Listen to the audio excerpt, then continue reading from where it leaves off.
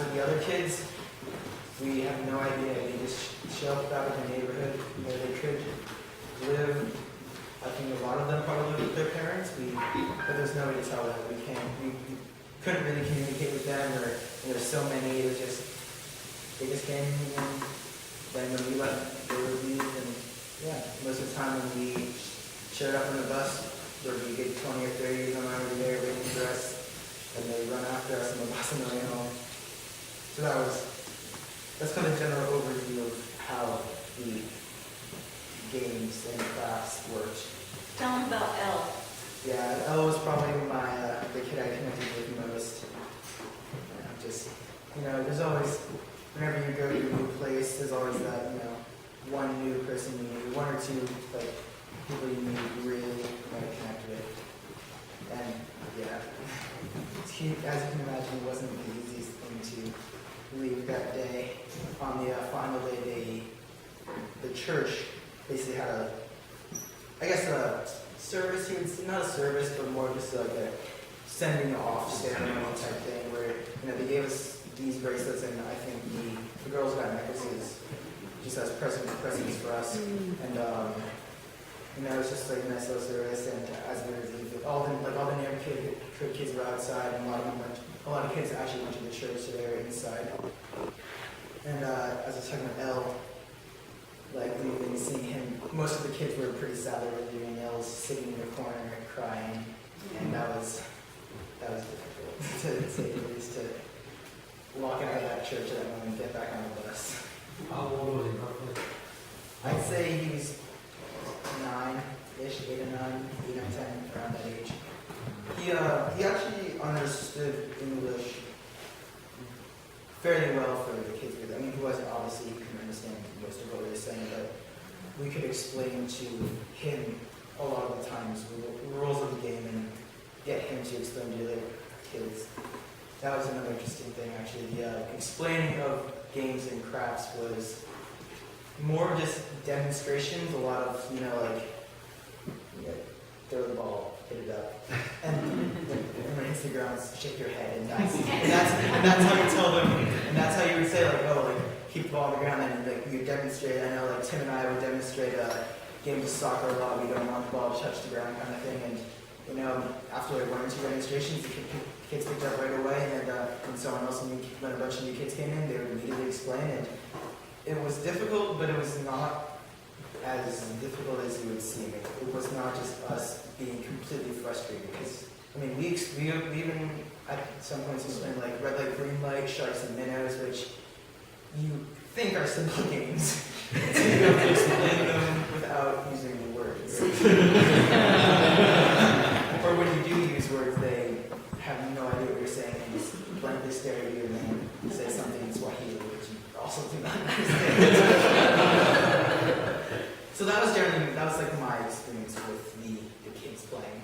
Like Eric said, they like to take pictures. A lot of the pictures you saw were, most of the time, you pull out the camera and they all crowd around, you take a picture, and then they run and all grab the camera because they want to see, and so you'd end up just be holding onto your camera trying not to break, because you're forced into this group of kids.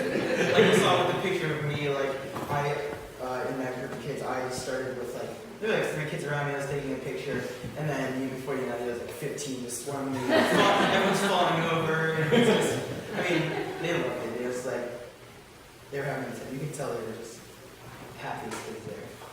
Ben, did you feel that a lot of the teenagers your age weren't kids? Yeah, we didn't see a lot of older kids. There was the first day. There was a school actually up by the church, and we saw some older kids then. They were up playing games, but other than that, I never personally saw. They were in education or working somewhere, so they weren't around. Yeah, I personally when we were at the church, playing with the kids, we never saw teenagers, high school age kind of kids. I don't know. They could be working. They could have just not showed up. We don't really. Again, we haven't. There's no way to tell. We don't have. But you didn't see a them census around. of how many.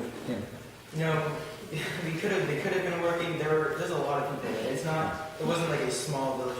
Chilling's had, I think they said around 30,000 people. It's about the size of Bangor, so there's a large population. So, yeah, we're not really sure whether or not what they were doing. How old were the workers that were doing the roof? Were they older men? Were they? They're, I don't know. Well, I mean, Older, not older than me. Yeah, certainly. 20s, 30s, yeah. definitely at least. So they were labor force. Yeah. So how did it change as you go off to college? How did it change the way you think about going off to college?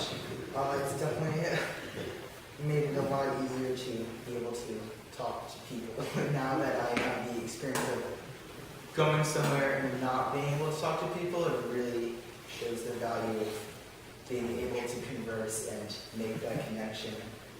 Because just seeing what, like, I don't know, like I said with Elle, like seeing the connection I can make with him with, few words understood between each other, like, it's kind of I don't know what the word I'm looking for, kind of strange to see that a lot of the people do not make that same connection here when we can communicate so much more. And I just think that's something that I have to change.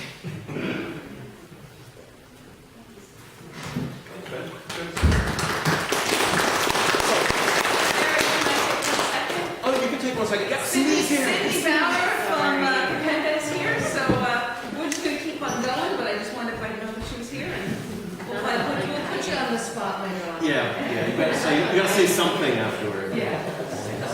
So I also mentioned that during this whole time where we were, mixing concrete by hand and pouring floors and ramps and working in the church with the church with the disabled children and other neighborhood children, all the while Cindy was taking 1 or 2 of us out of the group to go on home visits. And we actually have 3 people that are going to be talking at this, and I'll start with Elizabeth. Wanted to share a couple, I think it was 2 different home visits that you were on, right? Yeah. Okay. And we actually have pictures of the 2 children. Can I get them in that order for you? And then Tim, you mind going after Elizabeth? Okay.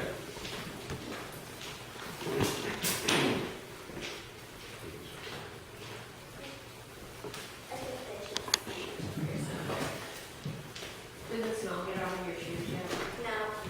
I bought new shoes in Tanzania, and they smell like petroleum. They stayed outside in the garage.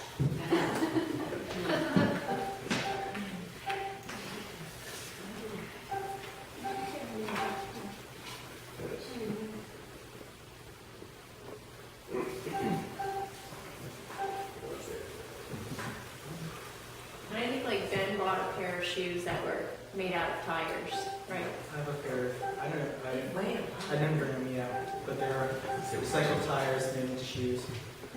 Cucine, I insomma. just have a pair too, I think. So does Tim. Tim bought a pair.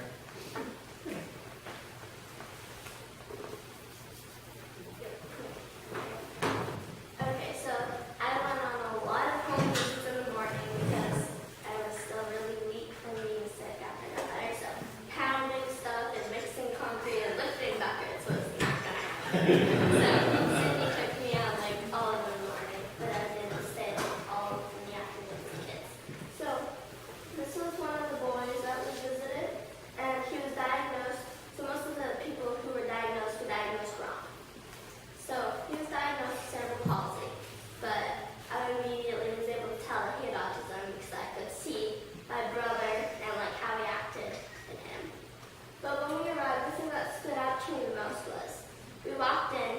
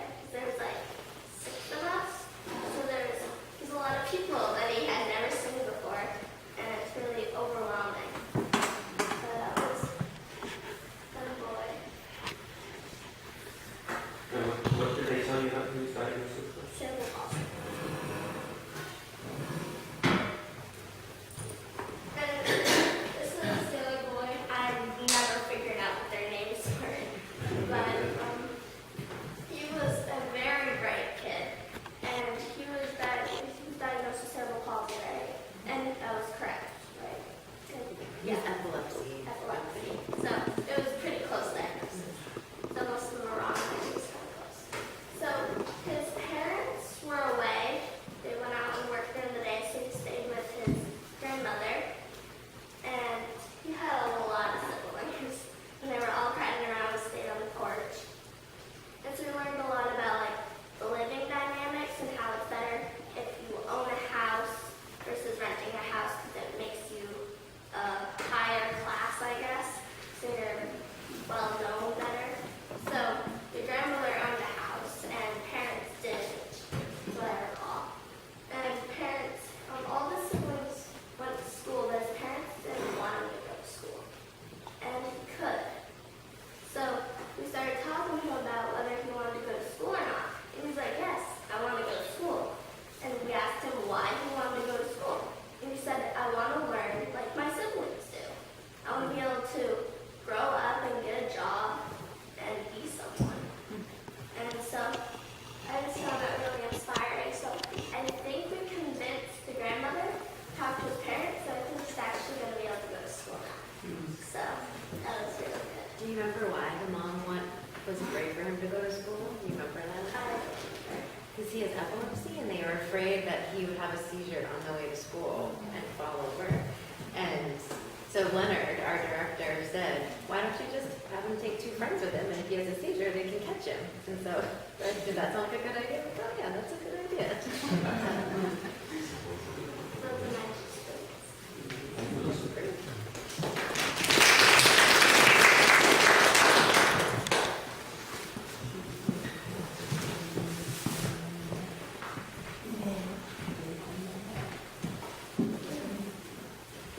So I think I went on more home visits than just about everybody, maybe even Cindy. I think I actually went on 5. But they kept bringing me along because we kept hearing these kids had cerebral palsy, which my little brother had. So they just wanted me to bring, they just wanted to bring me along because like I knew about it and like I had some kind of information and stuff that I could share, but I didn't actually end up seeing one kid with cerebral palsy on any of the trips I took. So that was kind of disappointing, but I think out of the 5 I went, it was either 2 or 3 that they said the kid had cerebral palsy. One of them was the one that Elizabeth went on. And when I got there, I saw him tied up. I saw his fist clenched. And so for like the first 10 seconds, I thought he had cerebral palsy. Then he opened up his fist. And like he doesn't have that at all, and it was, and that was kind of one of the more eye-opening things to me too. Was these kids have been diagnosed with this for like 3, 4, 5 years, and it was never questioned. It was always thought that they had disability, and then like I could tell within less than a minute that the diagnosis was wrong, and I mean, I'm no trained professional either, so it was just eye-opening to think that they had been told that these kids have these disabilities and they didn't. So there was he had autism and some other issues, and one of the other things that kind of caught my attention too was his father was talking about the medication, and I don't remember how many different medications the kid was on, but it was quite a few. And I guess one of the medications that was given to the kid, all the doctors said to the dad was, "It's for the brain," and like that was the explanation for what the medication was.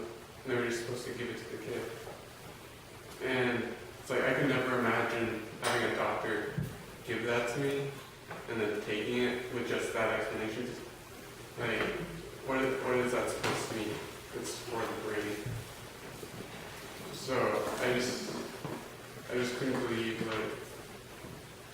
that, but it was just kind of hard to think that we live in this country where we have some of the best medical care in the world, if not the best, and all the way across on the other side, they still think that disabilities and diseases are brought on by witchcraft, And that was something like just about every home that we went on, they said the people in that area thought the disabilities were brought on by witchcraft, and it's just kind of crazy to think that with all the advancements we've made, that people still think that.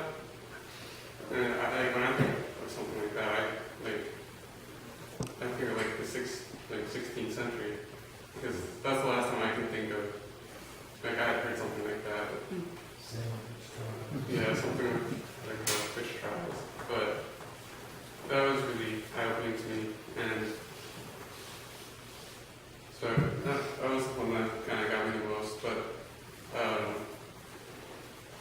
so that day, it was like I think Wednesday that I went on all those, like 4, and one of the kids had cerebral palsy. So then the next day, I mean, they didn't want to bring me along, so I don't think I'd like done basic basic instruction by that point. I kept going on home visits.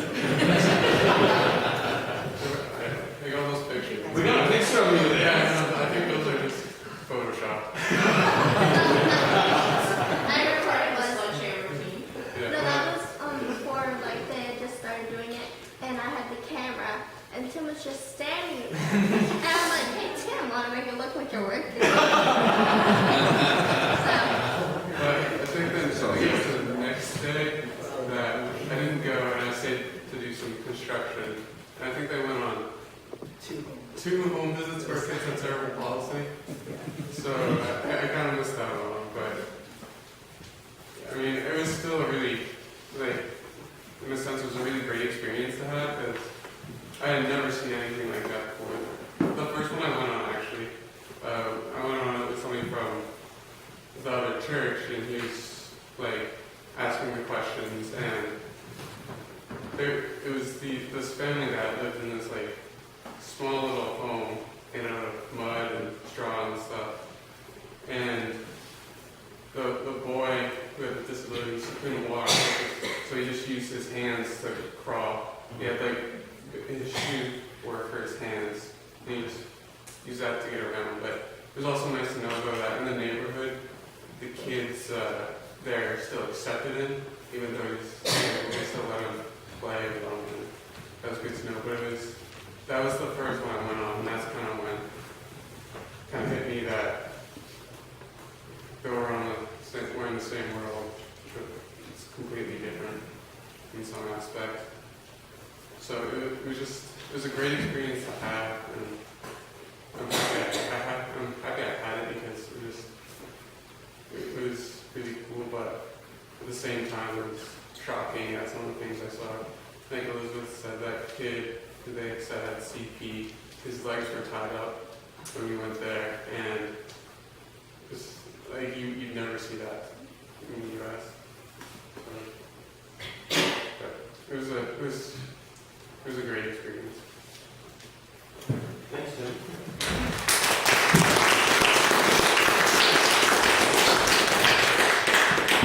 I'd like to follow up on what Tim said a little bit, talking about this medication that's for the brain. I did a couple of parent interviews. Unfortunately, I wasn't able to continue doing those. We tried very hard to interview all the parents with disabled children in the community, as many as we could. And while I didn't hear any of the witchcraft piece, one of the questions was, well, what did you do when you found out your child was disabled? I think I did 2 interviews, and both of those were, I brought my child to the hospital. I said, well, good. That's a good first step. Well, what did the hospital do? They sent me home with medicine. And so I didn't understand, and I didn't understand for days. And I eventually asked Cindy. I said, Cindy, what's all this medicine? They just keep talking about medicine, but they don't talk about anything specific. I know Elizabeth got Zofran for her nausea, and it worked for her. So this is, as Americans, you don't just say, oh, okay, this is for my brain and I'm good. These medicines, they're sedatives. That's all they are. They're just sedating these disabled children. this the African culture was very it was very different. A couple of examples. I mean, just things that you wouldn't necessarily think of that you run across. For instance, there's no word. If you want to say your child is autistic in Swahili, there's no word for autistic in Swahili. It's very hard when you're interviewing and when you're in a meeting to understand everything because you're relying on the translator. I know I missed a lot of different things because of the translator was doing the best they could, but there was times when we were at the parent meeting that I wasn't sure if the parent was talking about their daughter or their son. You mentioned, Eric, that when you went to the hospital, they were surprised that the man was with their daughter? Well, yes. I mean, certainly that's one of the cultural things there is it's expected that the mother does all of the caring for the children. Yes, that's right. That's right. I don't want to get a little off track, but one of the home visits that I went on, I met a autistic girl who was, I'm going to say 7 or 8. Here she is right here. Rahima is her name. And when we first were introduced to her, they thought she was deaf. And so we would, ask questions, well, what makes you think that she's deaf? Well, she doesn't answer the door when somebody knocks at it. I think we determined pretty quick that she was not deaf. She was just in her own world. As autistics, again, depending on the severity of autism, it's hard to bring these autistic children out of their world, and so they just stay in their world if there's nothing stimulating for them to draw them out. The other strange thing that I wanted to mention about this culture of Africa that's so foreign to me as an American, I'm sure to a lot of you, is they don't even understand autism. The teachers don't even understand autism. We had a pair of teachers come to, I don't know if they came to all of the home visits, to a lot of the home visits, and we asked at this meeting here if, and I don't know if Simba is in this picture, no, but we asked him, what do you think autism is? Now this is a teacher that teaches at a local school, and he had a very specific answer for me. He said, or for us, he said, if the child grabs a hold of something and doesn't let go, then that child is autistic. Yes, Tim? At one home visit with the boy who had his legs tied up, Simba, he actually came up and asked me, like, what are the symptoms of autism and what are the symptoms of cerebral palsy? And this was supposed to be a teacher who was trained to know disabilities. So I was kind of shocked, and I didn't really know what to say. So I did my best to explain it, but it was just kind of threw me off that he didn't quite know what they were. So right, that's right. So when you start, there's a lot of work to do in this community, and I would suspect in a lot of Tanzania, maybe even the larger Africa, just to be able to start understanding what autism is. This girl, you can see, she's happy. We didn't see her, different autism, again, there's lots of different autism traits, some of them, flailing and all that. But once Cindy, once Cindy gave her iPad, or no, it was an iPhone, a small little device. She was right there. She was playing with it. She was intelligent. She wasn't in school. She was 8 years old, or 7 or 8, and she wasn't in school. And there's because the parents didn't know that there were services available. The great thing about what we were doing is we were educating the parents, because in Tanzanian law, they are supposed to accommodate children with disabilities. Leonard and Cindy had done a fair amount of work ahead of time, and they had made, I don't think they made actual people-to-people connections, but they knew where those services were, and we were pointing these parents to these services. And you know, started asking the mother, you know, okay, well, you know, what happened? Well, this girl started talking at age 1.5, and then she just suddenly stopped.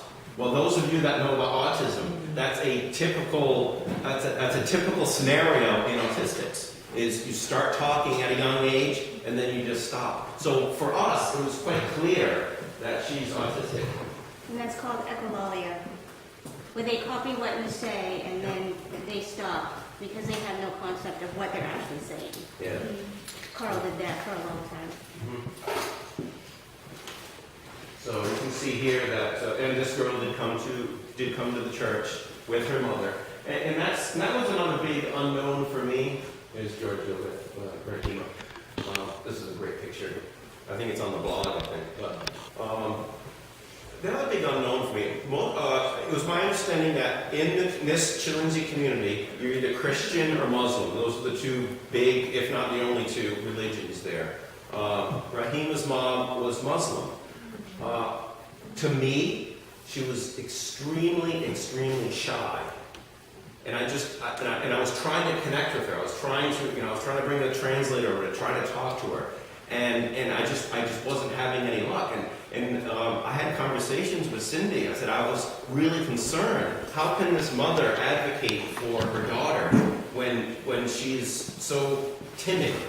And what I now understand, now that I've done a little research and Shirley has filled me in, the Muslim faith, as a woman, you are not supposed to communicate with other men.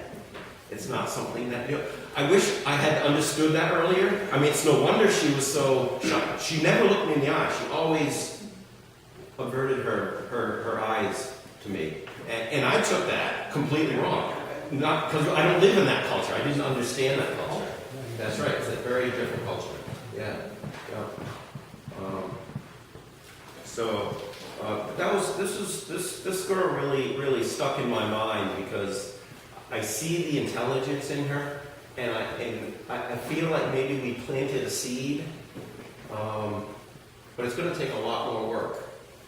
I think Sam actually mentioned it to me, and it really hit me. I said, yeah, it's good to do this, but there's always, you got to do that follow-up.